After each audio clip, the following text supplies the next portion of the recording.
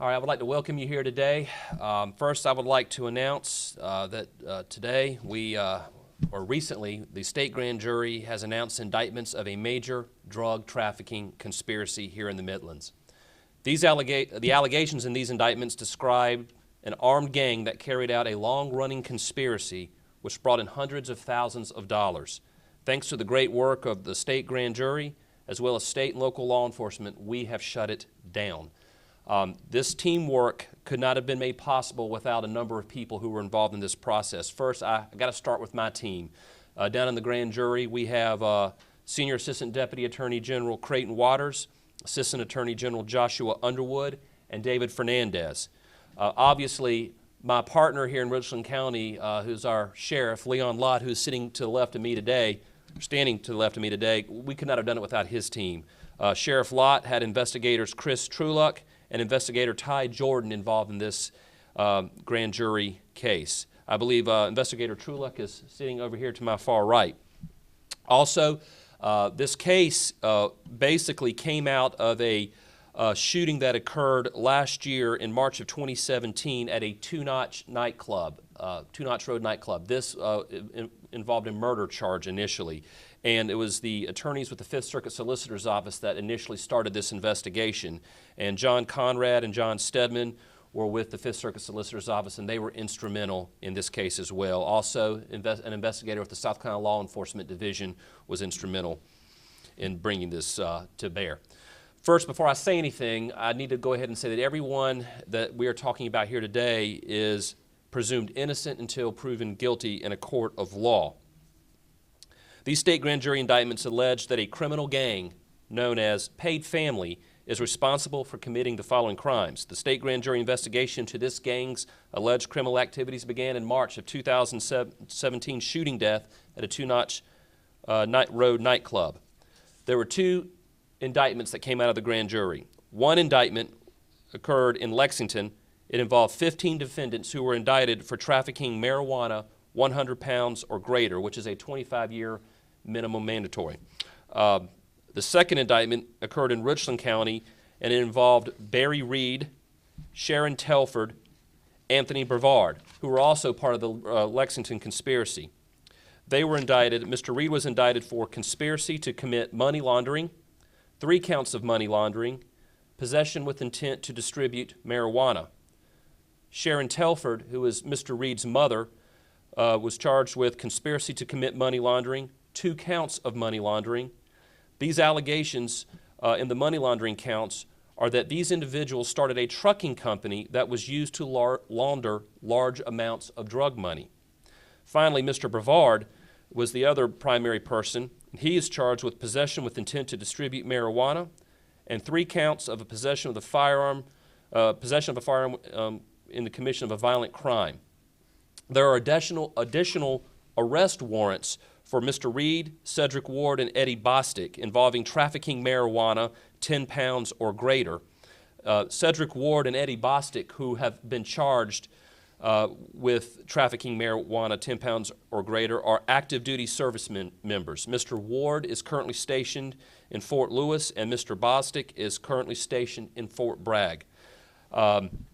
Again, I can't underscore how important the teamwork that was involved in this case was between obviously the Sheriff's Department, SLED, individuals in the Fifth Circuit, and obviously our team up here. And I want to thank the Chief Deputy and the head of the Criminal Division. We've got Jeff Young and Don Zelinka that are here with us today. Creighton Waters is our team leader, and he's at the tip of the spear every time we have one of these major cases. At this time, I would like to step aside and let you hear from Sheriff Leon Lott. Sheriff Lott.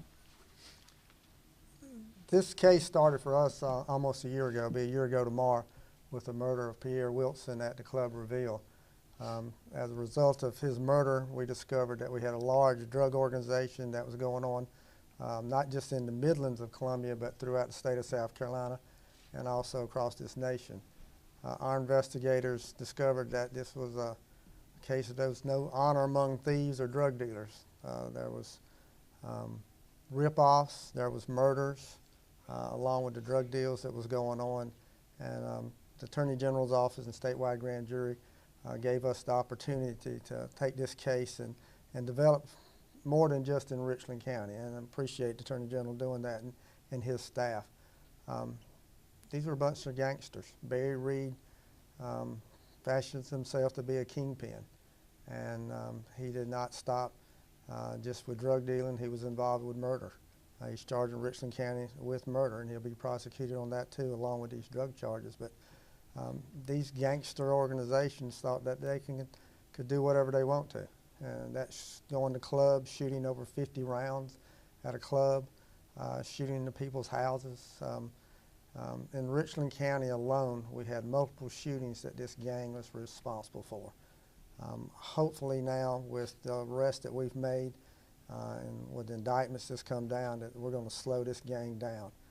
Most of the major players now have been apprehended or will be apprehended, and hopefully Richland County is going to be a lot safer now with them behind bars. And you know, our hope and wish is that they never see daylight again as a free man, based on what they've done, the poison they've put in the streets, not just Richland County, but throughout the United States. But also there's total disregard for life, people they've shot, people they've murdered. It's a very complex case.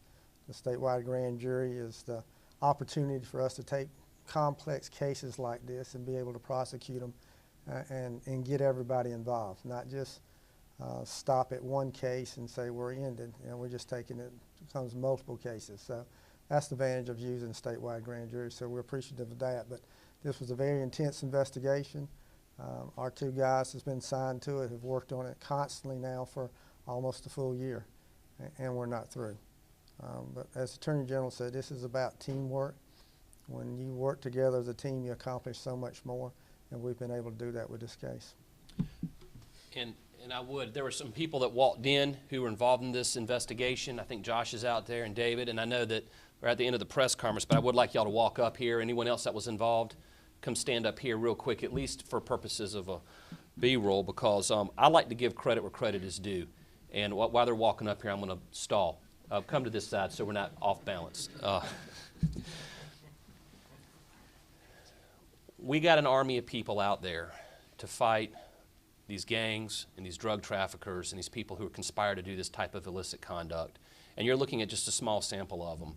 And I want to thank you, Sheriff. I want to thank the members of our team who are going out there and serving notice that if you're going to join a gang and you're going to commit crimes and you're going to be involved in this community, we're going to come after you. And we're going to prosecute you to the fullest extent allowed by law. So I want to thank everyone again. I want to thank our team, and I want to thank all of you for coming here today. At this time, I've got Creighton Waters here, who is our team leader. Do you have anything that you need to add, or you're welcome to if you'd like to? No, I think y'all have obviously done a great job in setting the table. I also want to point out that the 11th Circuit Solicitor's Office and the Lexington County Sheriff's Department as well have cooperated in this case, but fundamentally most of the work within the grand jury was done by Sheriff Lott's team, by the 5th Circuit solicitors that the Attorney General mentioned, and then of course our staff. This is the product of a lot of work. As the sheriff stated, the grand jury is particularly suited for these types of complex cases, and I know that the Attorney General's office is very committed, as is the sheriff, to aggressively using these sorts of tools to address the kind of conduct that's alleged in these indictments. So I think that's about it. If there are any questions that anybody has, I think we will be happy to answer them.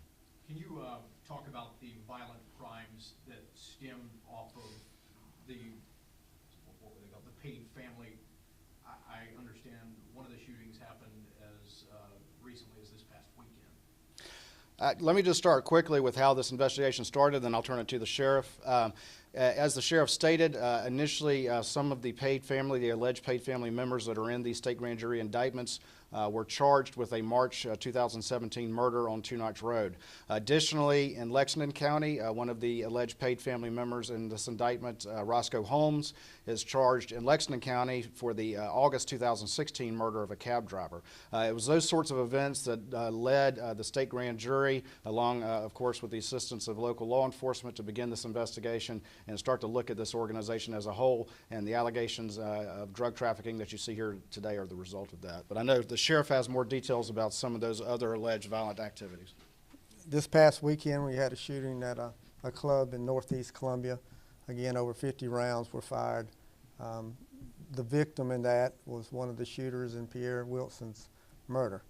So there's a correlation there. We had a murder last night that we're currently working now. 68-year-old man was killed, and there's some connection between him and some of the members of this gang also. So it's still very violent, with some of them that have not been apprehended, some of them who are charged with cases now are becoming victims because they're getting shot at. There's no honor among these groups. They're not going to hesitate in shooting at each other. A lot of these shootings happen under clubs. That's why we're having problems with our clubs. Your drive-by shootings that you read or hear about, they're targeted individuals. These are not just people riding down the street and shooting at a car. They're targeted individuals. And a lot of it's got to do with their involvement in gangs and in the drug trade. And correct me if I'm wrong, but I mean, is there something to be said too about how bold they are when they're operating, you know, just up the road from your headquarters? They're bold all over the place. Again, total disregard for life. Line up in front of a club with multiple guns and shooting at people. Over 50 rounds fired. That's, it's their war, but they're doing the war on our streets, and that's what's not going to be tolerated. Our Army's bigger. I think you're seeing that today. The Army we've got here is a lot bigger and a lot better, and it's going to be a lot more effective than them. So they're not going to be allowed to just go out here and do what they're doing on our streets. Just to add to what the sheriff said, and to highlight that, just a couple of months ago, Barry Reed, who's one of the figures, one of the individuals indicted in the state grand jury indictments, his car was shot up on Two Notch Road. A few months, I think, prior to that, Anthony Brevard, one of the individuals alleged in these state grand jury indictments, he got shot at. And I think just last week, Corey Sanders, who's another individual alleged in these indictments, he got shot at. So these individuals are shootings that are associated with them. I don't know if there's someone who can address Columbia Airport's role in all of this. I know they were able to get a lot of the drugs through the airport, according to the indictment. Any more specifics about that? Sure. The allegations in here are that most of the drugs were being flown from the West Coast. They were being flown, for the most part, into Columbia Airport in luggage and transported that way through various individuals who are indicted in here. We call them flyers. And so the flyers would fly out to the West Coast, get the drugs, and then bring them back in through the airport. The arrest warrants that the Attorney General mentioned of Barry Reed, Cedric Ward, who of course is the military member stationed in Fort Lewis, and Eddie Bostic, who's the one stationed at Fort Bragg. Those individuals were actually arrested in Richland County on February 16th, I believe it was, as they drove into Richland County, having come down from Fort Bragg, and they were found to be in possession of 20 pounds of marijuana as well as an AR-15 that the allegations are that they were delivering to Barry Reed. Are flyers pretty typical? Is it something you deal with from time to time? This is the first case of this extent that we've done.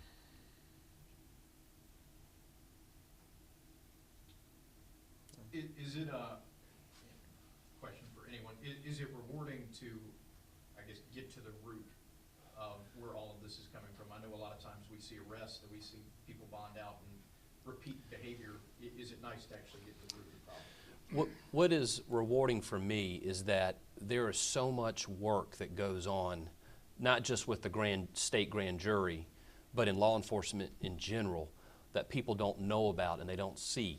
You get the big splash in the paper, but there is so much going on with these criminal investigations, and it's rewarding for when you do get to have a splash and the public does get to see the benefits of everyone's labor and everyone's efforts. I've often used the joke, or the analogy, or the metaphor rather, of a duck gliding gracefully across a lake, and you just don't realize that underneath the surface of the water, those little web feet are moving 1,000 miles an hour to propel that duck forward. And sometimes you see it's just gracefully gliding across the lake, but underneath the surface of the water, there's a lot of frantic movement of men and women committed to protecting our communities. And this is just a small example. That's one of the reasons I had everyone lined up here, because they go they don't ask for attention, they don't ask for credit, and that's why I like thanking my sheriff and other members of our team and staff publicly, because this is a thankless job at times, and there's so much that gets done that people just don't know. And today is one of those opportunities where we get to pat people on the back for their great work in protecting our communities.